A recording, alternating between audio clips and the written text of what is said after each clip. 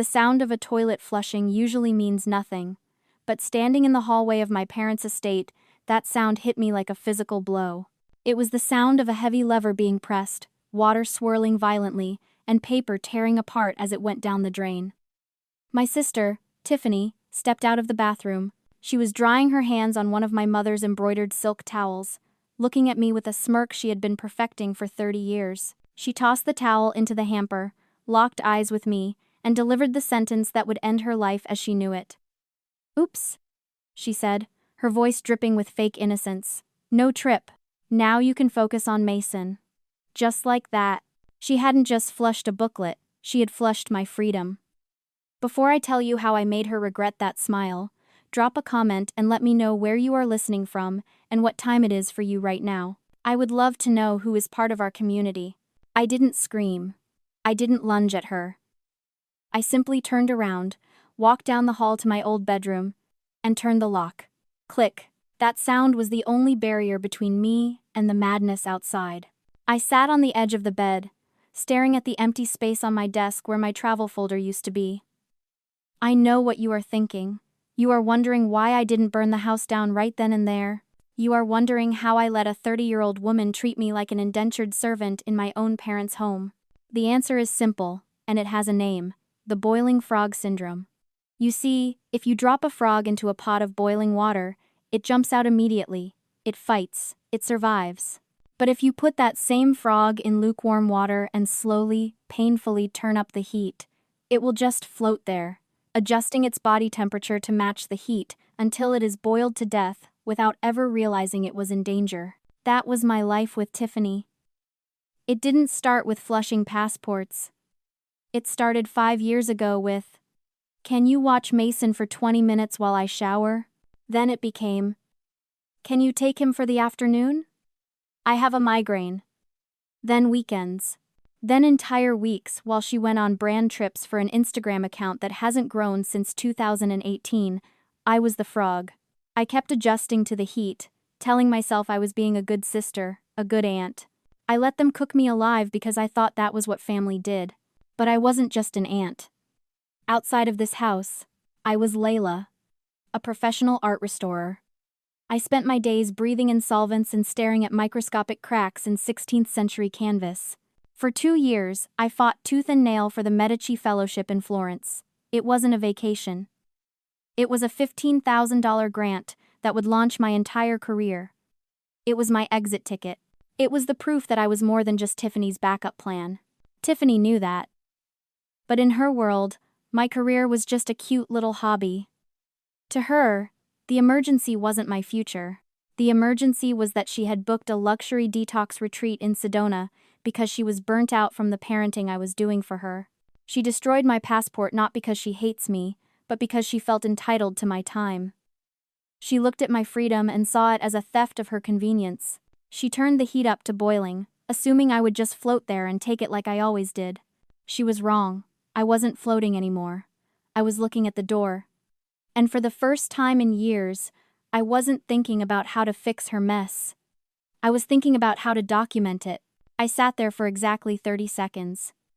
In the movies, this is the part where the victim cries, calls their mom, or throws a vase against the wall. I didn't do any of that. Emotion is just bad data in an audit, and right now, I needed to balance the books. My breathing was steady. My hands were perfectly still. I looked at the ceiling, specifically at the discreet white dome mounted right above the linen closet in the hallway. Dad, Walter. He was paranoid about security ever since the neighbors got broken into last year. He had wired the entire estate with a commercial-grade smart home system, 4,000 pixel resolution, night vision, and most importantly, high-fidelity audio recording. He gave me the admin password 6 months ago when he couldn't figure out how to reset the garage door sensors. I pulled my phone out of my pocket and opened the security app. The interface loaded instantly. I scrubbed the timeline back 10 minutes. There it was. The footage was brutal in its clarity. I watched a digital version of myself standing in the hallway, holding the navy blue booklet. I saw Tiffany lunge. It wasn't a playful grab, it was violent. The camera caught the exact angle of her face, the sneer, the entitlement. I turned the volume up. The microphone picked up everything. The sound of the passport cover bending, the sharp, dry rip of the pages tearing, and then, the undeniable roar of the toilet flushing. I didn't just watch it. I tapped export. I saved the file to my phone's camera roll. Then I uploaded it to Google Drive. Then Dropbox. Then I emailed a copy to my work address. 3 backups, 0 chance of accidental deletion. This wasn't a memory anymore. It was evidence. I swiped out of the app and dialed the non-emergency police number. My voice sounded strange to my own ears, cold, flat, transactional. I would like to report the willful destruction of government property and theft, I told the dispatcher. The item is a United States passport. The perpetrator is still on the premises, and yes, I have high-definition video and audio evidence of the crime. The dispatcher paused. They are used to domestic disputes. Too, he said, she said. They aren't used to callers who sound like they are filing a tax return. An officer is in the area, she said. He'll be there in 20 minutes. I hung up just as the pounding started. Boom. Boom. Boom. It was the voice of someone who couldn't believe her appliance had stopped working. Layla, open the door, she yelled through the wood. You are being so toxic right now. I am trying to have a mature conversation about family obligations, and you are literally stonewalling me. This is exactly why I need a detox. You are triggering my anxiety. I stared at the door. Toxic, triggering, stonewalling. She was weaponizing therapy language she learned from TikTok to justify holding me hostage. She truly believed that because she was stressed, she had the moral right to destroy my property. She thought this was just another tantrum she could talk her way out of. She had no idea the police were 18 minutes away. She had no idea the genre of this story had just shifted from a family drama to a criminal procedural. And the best part? I didn't say a word back. I just sat there, phone in hand, waiting for the doorbell. The doorbell rang exactly 19 minutes later. It wasn't the polite chime of a guest, it was the sharp, authoritative ring of law enforcement. I unlocked my bedroom door and walked down the hall. Tiffany was already there, opening the front door with a confused frown that instantly transformed into a mask of fragile distress the moment she saw the uniform. Officer Miller looked like he had seen it all, tired eyes, a notebook already open, a stance that said he just wanted to get through his shift. Tiffany didn't give him a chance to speak. She launched right into her performance. "Oh, thank God you're here, officer," she gushed, clutching her chest. "I was just about to call. My sister is having an episode. She's been screaming, locking doors. Honestly, I'm scared for my son's safety. It's just so stressful being a single mom, well, practically single, and dealing with mental health issues in the family." She wiped a non-existent tear. It was masterful. She was painting the picture of the overburdened saint dealing with an unstable sibling. She was banking on the hubris of the winner, the absolute certainty that her charm, her status, and her narrative would outweigh any reality I could present. She was treating the officer like a customer service rep she could bully into taking her side. Officer Miller looked at me. I was standing quietly by the stairs, hands at my sides. I didn't interrupt. I didn't scream, "She's lying!" I just waited. This is called the gray rock method. You make yourself as uninteresting and unemotional as a rock, giving the narcissist nothing to feed on. But today, I had something better than silence. "Ma'am," Officer Miller said to Tiffany, "we received a call about property destruction." "Oh, that?" Tiffany waved a hand dismissively, laughing a little too loud. "That was just a sisterly spat. A misunderstanding. Layla is just dramatic. She left her things out, and I might have moved them, and now she's hysterical. You know how it is." "I see," Miller said. He turned to me. "Ma'am?" I didn't say a word. I walked forward and unlocked my phone. I tapped the video file. I held the screen up so both of them could see. The silence that followed was heavy. On the small screen, Tiffany's voice was crystal clear. "Oops. No trip." The sound of the rip. The flush. The smirk. It played on a loop. Officer Miller watched it twice. His expression shifted from bored to sharp. He looked from the phone to Tiffany, who had gone dead pale. The mask of the stressed mom slipped, revealing the terrified bully underneath. "That looks like a United States passport, ma'am," Miller said. His voice wasn't friendly anymore. It was the voice of the law. It was a joke, Tiffany stammered, her voice shrill.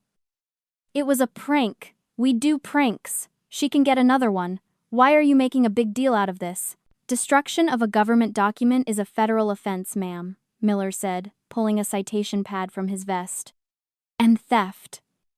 And given the value of the travel costs associated with it, this isn't a prank. It's a crime. He started writing. Tiffany stared at the pen moving across the paper. She looked at me, her eyes wide with shock and betrayal. You're seriously letting him do this? She hissed. Dad is going to fix this. You know he will. You're just making yourself look pathetic. I took my phone back and locked it. Dad can't fix a felony, Tiffany, I said quietly. And I'm not the one who needs fixing. For the first time in her life, Tiffany realized she wasn't the main character. She was just a suspect. And the show was just getting started. Officer Miller left with a polite nod and a case number that felt heavier than the paper it was printed on. The silence he left behind didn't last long. 10 minutes later, the front door opened, and my parents walked in. This was the moment Tiffany had been waiting for. The moment the real authorities arrived to restore the natural order. She didn't run to my mom for a hug. She marched straight to my dad, her face flushed with the righteous indignation of a princess who had been asked to wait in line. Dad, you have to call the chief, she demanded, her voice trembling with rage, not sorrow. Right now. Layla has lost her mind. She called the police. On me, over a stupid accident. You know people downtown. Fix this before it hits the blotter. My mother, Patricia, looked at me like I had just set the curtains on fire. She dropped her purse on the sofa and clasped her hands, the universal signal for let's sweep this under the rug. Layla, she said, her voice soft and wounded. The police? Really? We don't do that. We are a family. We handle things inside this house. Inside this house is where the crime happened, Mom, I said. I was sitting in the high-backed armchair by the fireplace. I hadn't moved since the officer left.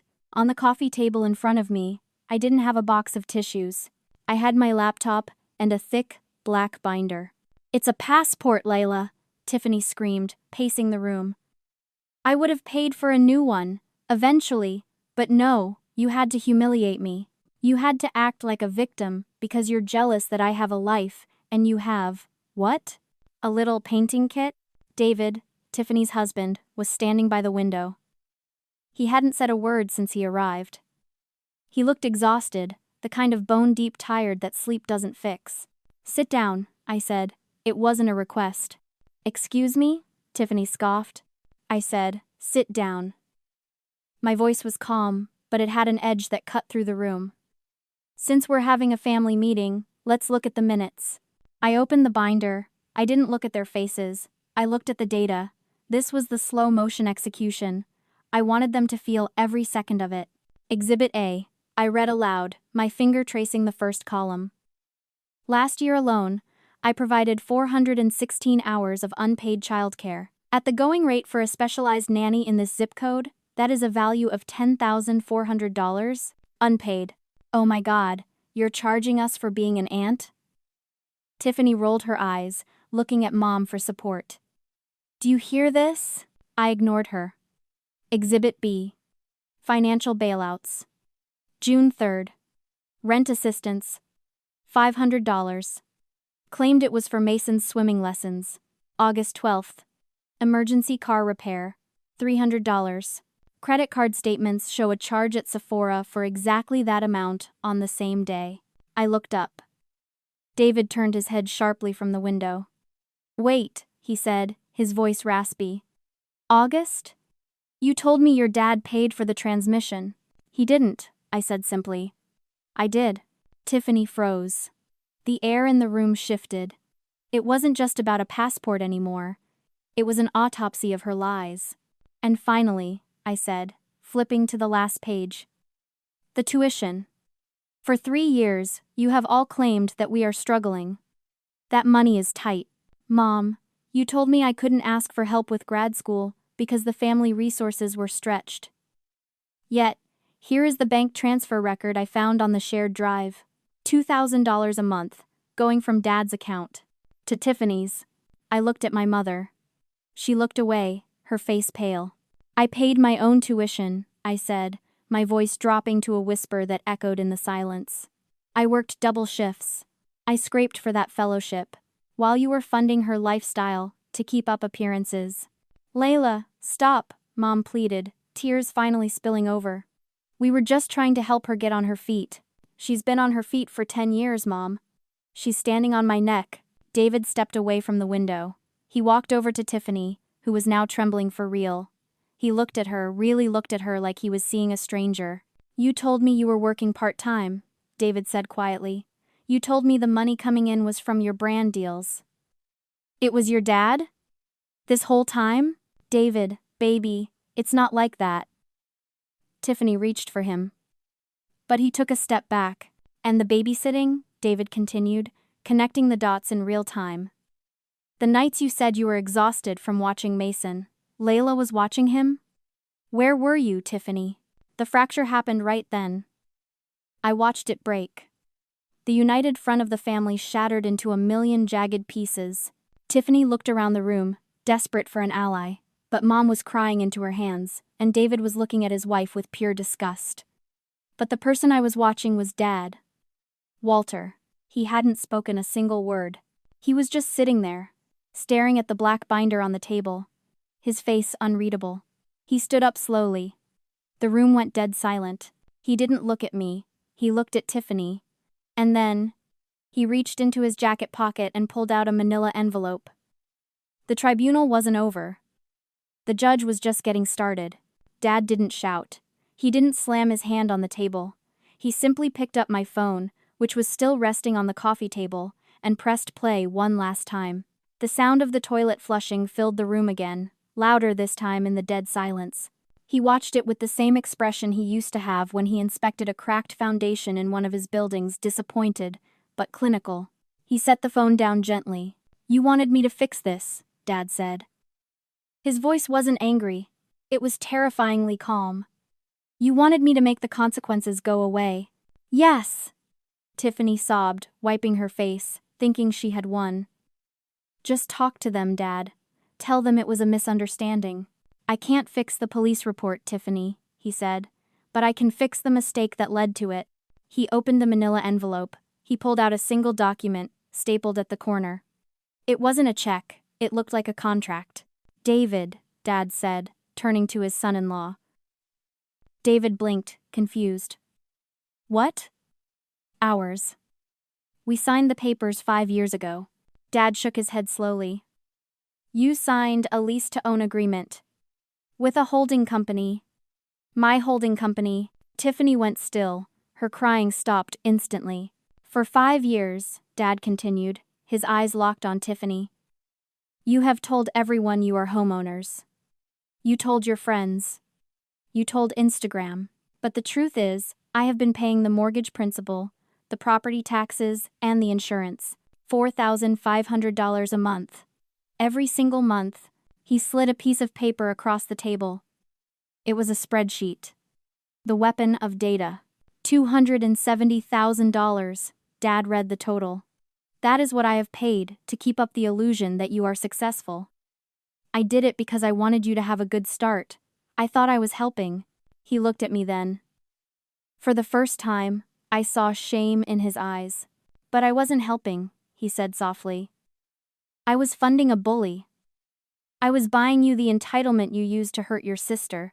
Dad, please, Tiffany whispered. The arrogance was gone. This was fear. Naked, primal fear. You destroyed Lila's passport because you felt she owed you her time, Dad said, his voice hardening into stone. You thought you owned her. Just like you thought you owned that house. He pulled out the final document from the envelope. It was a standard legal notice. He placed it on top of the pile. This is a notice to quit, he said. I am terminating the lease agreement. I am putting the house on the market effective immediately. You have 30 days to vacate the premises. You're kicking us out? Tiffany gasped. But, Mason, where will we go? You have a husband, Dad said, looking at David. You have a degree you never use. and you have 30 days to figure out what real life costs. Because the bank of Dad is closed. Permanently. David stared at the spreadsheet, then at the eviction notice. Then he looked at Tiffany. He didn't look angry anymore. He looked done. You told me the house was paid off, David said, his voice hollow. You told me your dad just helped with the down payment. You lied about everything. David. Wait, Tiffany reached for him. I'm taking Mason to my mother's tonight, David said. He stood up, grabbed his keys, and walked out the front door without looking back. Tiffany stood alone in the center of the living room, the influencer, the homeowner, the golden child.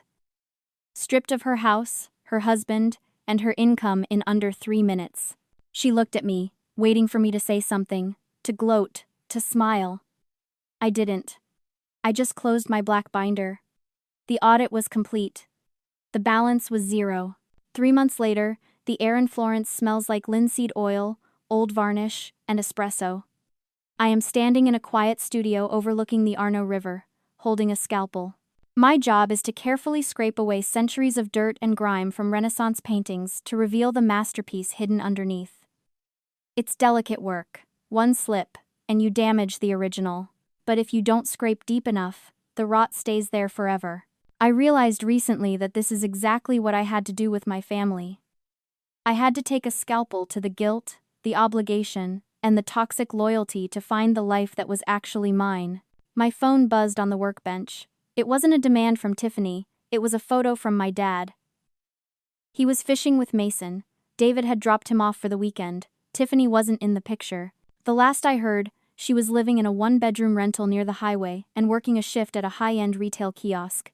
She's finally learning what $1 actually costs when you have to earn it standing on your feet for 8 hours.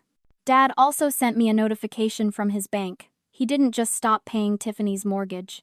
He redirected that $4,500 monthly subsidy into a trust for my fellowship and future studio. People often say money can't buy happiness, but that is a lie told by people who have never been financially trapped. In relationships, we avoid talking about money because we don't want to seem transactional, but the truth is, financial independence is the iron shield that protects your dignity. Why was I able to finally walk away? Why was Tiffany destroyed? It wasn't just because I had a video. It was because she built her life on a subsidy, and I built mine on a skill. She was renting her lifestyle. I own my future. When you rely on someone else for your survival, you are handing them the remote control to your life. I took the batteries out. I looked back at the painting. The face of the angel was finally clear, free of the dark varnish that had obscured it for years. I packed my tools, grabbed my passport, my new, unblemished passport, and walked out into the Italian sun. I didn't just restore a painting, I restored myself. If you've ever had to cut off a toxic family member to save your own future, type freedom in the comments. Share this story if you believe boundaries are necessary for survival.